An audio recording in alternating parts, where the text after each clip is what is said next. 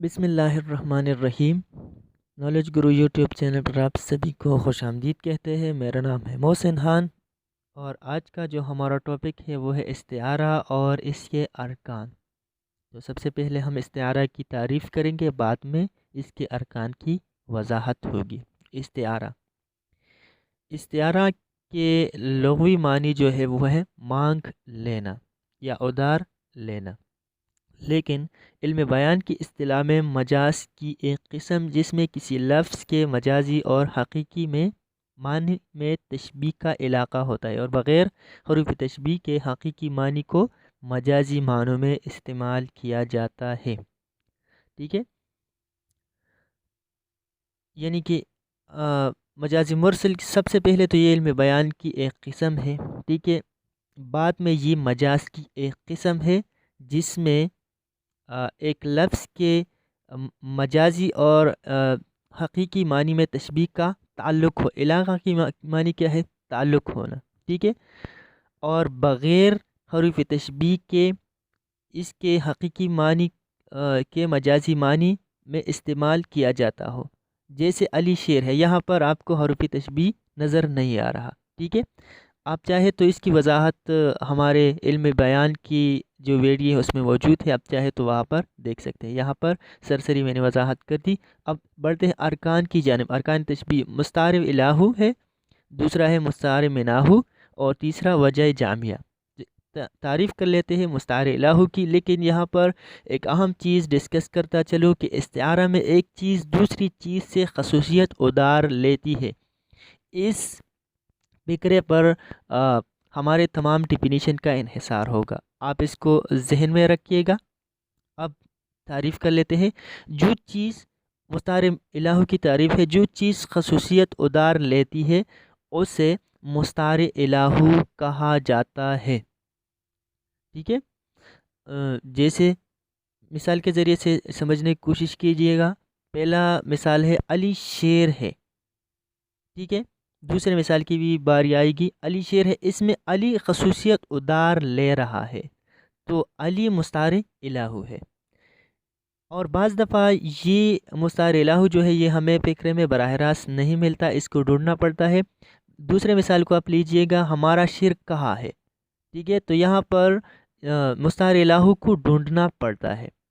آگے بڑھتے ہیں دوسری قسم کی جانب، مستعار مناہو کی جانب۔ مستعار مناہو جو میں نے پہلا فکرہ بتایا تھا، استعارہ میں ایک چیز دوسری چیز سے خصوصیت ادار لیتی، اس کی بیس پر اس کو دیکھ لیجئے گا۔ اس کی تعریف کر لیتے ہیں۔ استعارہ میں جو چیز خصوصیت ادار دیتی ہے یا جس چیز سے خصوصیت ادار لی جائے اسے مستعار مناہو کہا جاتا ہے، ٹھیک ہے۔ تو مثال کے ذریعے آپ کو سمجھانے کی کوشش کرتے ہیں۔ ہمارا شیر کہاں ہے، یہاں پر شیر جو ہے یہ خصوصیت ادار دے رہا ہے، ٹھیک ہے۔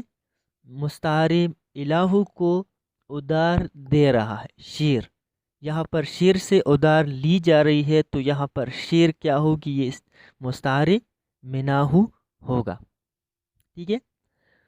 تو یہاں پر واضح ہو رہا ہے کہ شیر سے جو ہے یہ خصوصیات لی جا رہی ہے، تو لہٰذا شیر مستعار مناہو ہے۔ آگے بڑھتے ہیں۔ طرفین استعارہ۔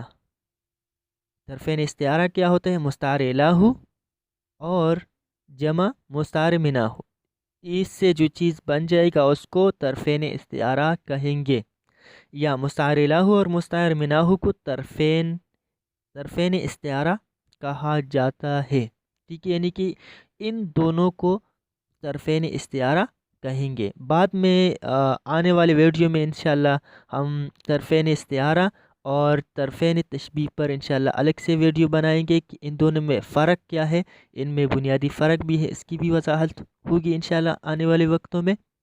تو اب آگے بڑھتے ہیں۔ تیسرا رکن ہے جی استعارہ کی وجہ جامعہ۔ وجہ جامعہ کی تعریف کر لیتے ہیں۔ وہ مشترک اور مجازی خصوصیت جو دونوں چیزوں میں پائی جائے وجہ جامعہ کہلاتی ہے۔ یعنی کہ یہ اب اس مشترک اور مجازی خصوصیت کے بات ہو رہی ہے جو کہ دونوں چیزوں میں مشترک پائی جاتی ہو، یعنی کہ دونوں چیزوں میں موجود ہو۔ ٹھیک ہے، مثال کے ذریعے سے آپ کو سمجھاتے ہیں۔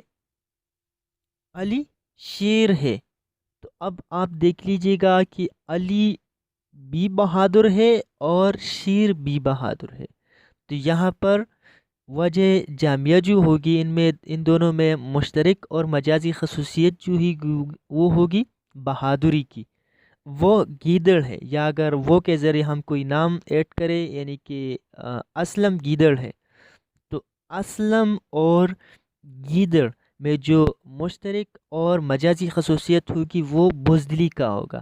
ٹھیک ہے، تو پہلے مثال میں علی شیر ہے، میں علی اور شیر میں مشترک خصوصیت بہادری کی ہے، تو لہٰذا بہادری وجہ جامعہ ہوگی وہاں پر پہلے جملے میں۔ وہ گیدڑ ہے یعنی کہ اسلم گیدڑ ہے، جس طرح سے میں نے بتایا، تو اسلم اور گیدڑ میں مشترک اور مجازی خصوصیت جو ہوگی وہ ہوگی بزدلی کی۔